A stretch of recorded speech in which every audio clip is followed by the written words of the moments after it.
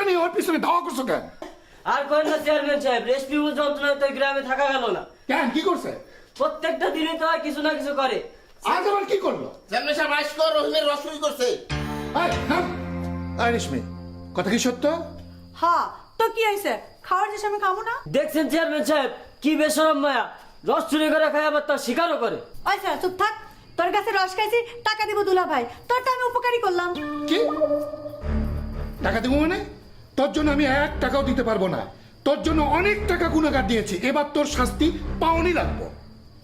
কি শাস্তি দুলা ভাই? তাই দুলা ভাই হ্যাঁ, দেন, শাস্তি দেন।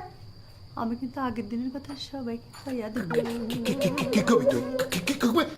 এই তোমার রসের বিল কত? 200 টাকা। কালু, ওদেরকে 200 টাকা দিয়ে দে। যাও মেয়েরা, যাও, যার যার বাড়ি যাও, যাও।